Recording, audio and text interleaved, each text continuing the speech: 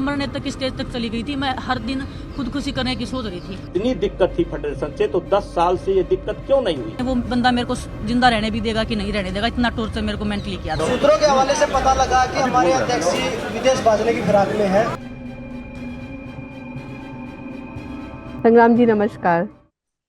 जी नमस्ते तृप्ति जी। आज हम जुड़ रहे हैं। आपको पता है कि काफी बवाल मचा हुआ है कुश्ती की दुनिया में अभी।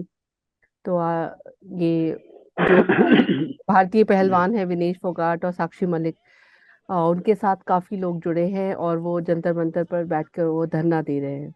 देखिए मैं भी कल से यही देख रहा हूँ कि ये वाकई दुर्भाग्यपूर्ण है कि जो फिलहाल देश के one of the top wrestler हैं, बजरंग पूनिया, विनेश फोगाट, साक्षी मलिक और भी कई रेसलर हैं जो वहां पे बैठे हुए हैं, और वो जब वो ये सब बात कर रहे हैं तो वाकई में मतलब कुश्ती के लिए थोड़ा सा सेटबैक है, क्योंकि हमारे सभी खिलाड़ियों में, सभी रेसलर्स में, इवन सभी स्पोर्ट्स पर्सन में बहुत पोटेंशियल है मेडल जीतने का, इंटरनेशनल लेवल पे, नेशनल लेवल पे, और उन्होंने प्रूव भी किया है।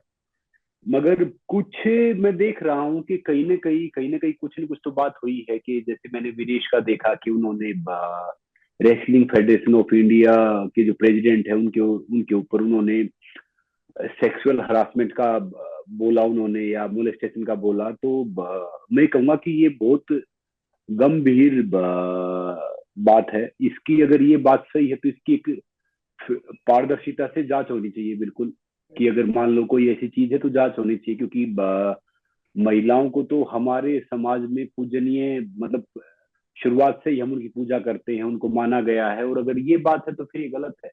बाकी जो मैं देख रहा था पहले इतना कुछ था नहीं, कि मोस्टली जैसे मैंने पिछली ट्रायल फॉलो किया है, बाकी फॉलो किया, तो प्रेसिडेंट खुद वहां जाते थे, रेसलर्स को जिस हिसाब से था उस हिसाब से अपना वो डिसीजन करते थे, सपोर्ट करते थे जिस हिसाब से नॉर्मली था। तो मैंने ऐसे देखा नहीं। और दूसरी बात, एक मैंने देखा कि इन्होंने अपनी पर्सनल कोठी को मतलब ऑफिस बना दिया था। जैसे पहले रेसलिंग फेडरेशन ऑफ इंडिया का ऑफिस बहुत छोटा होता था, उसका रेंट वेंट ये शायद इतना कुछ होता नहीं था, तो इन्होंने बोला कि आप यहाँ से काम कीजिए, किसी भी रेस्टोरेंट को कुछ चाहिएगा, कुछ वो करना है तो आई विल डू, मतलब मैं अपनी इससे वो करूंगा।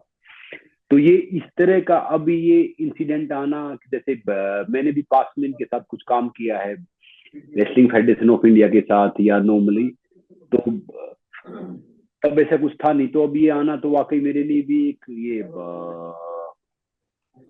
शॉकिंग है। बृजभूषण सिंह ने बोला है कि उन्होंने कहा है ये सारे आरोप जो हैं वो गलत हैं और अगर ऐसा कुछ प्रूव होता है तो वो अपने आप को हैंग कर लेंगे।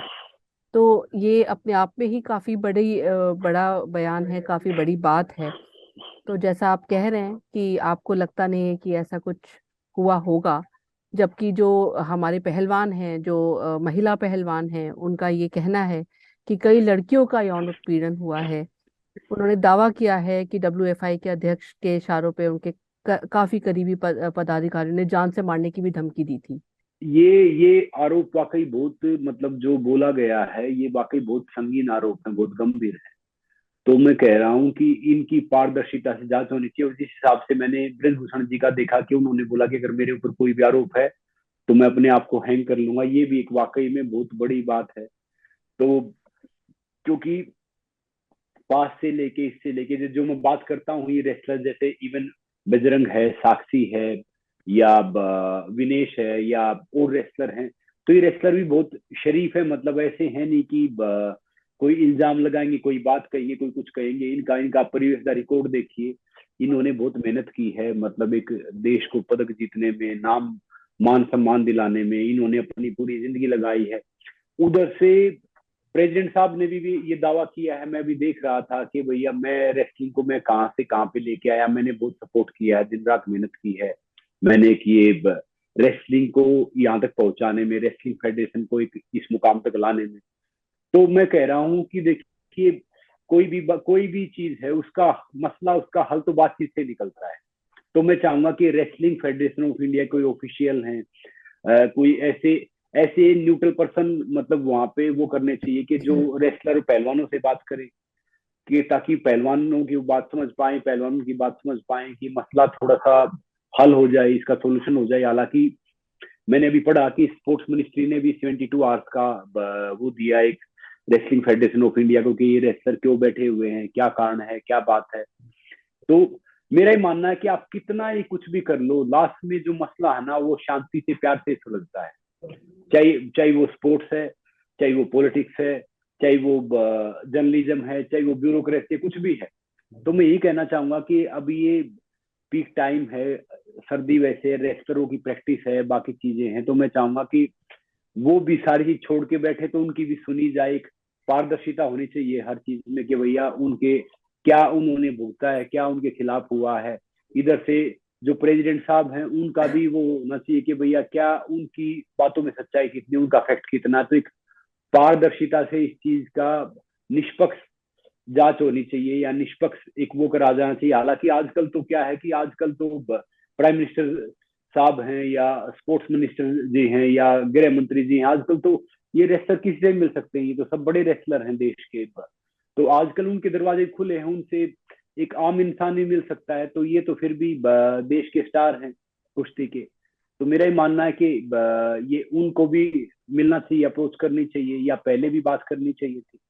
तो अभी जब जांच हो जाएगी, सब कुछ हो जाएगा, तो भी पता चलेगा कि क्या सच्चाई है, क्या सच्चाई नहीं है। कुश्ती महासंघ के साथ तो आप भी काफी जुड़े रहे हैं शुरू से, तो आपका क्या अनुभव रहा है? जी, जैसे मेरा प्रीवियस अनुभव रहा है, जैसे मैं जुड़ा हूँ, ये तोमर जी हैं या जितनी मैंने बात की तो बड़ा प्रोफेशनल तरीके से बात करते थे, प्रोफेशनल तरीके से मुलाकात होती थी। नेताजी से मैं मिला हूँ जो ब्रजभूषण जी हैं। तो मेरा अनुभव कभी वो नहीं रहा। देखो छोटे मोटे वाद विवाद तो हमेशा चलते ही रहते हैं, छोटा मोटा किसी के साथ कहा सुनी हो जाए, ये सब हो जाए। और इवन मैं साक्षी से, बजरंग से, इन सब से मेरी बहुत मुलाकात हुई है। इनके साथ भी एक जैसे मतलब ये तो ये है कि छोटे भाई बहन की तरह हैं, छोटे हैं।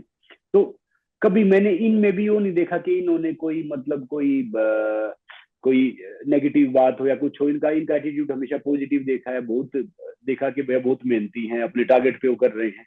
तो मेरा किसी के साथ भी कोई ऐसा अनुभव रहा नहीं कि जो मैं देख रहा हूँ। मेरा रेसलिंग फेडरेशन के साथ भी बहुत अच्छा अनुभव रहा है, प्रोफेशनली रहा है, कभी भी कोई ऐसी बात नहीं रही।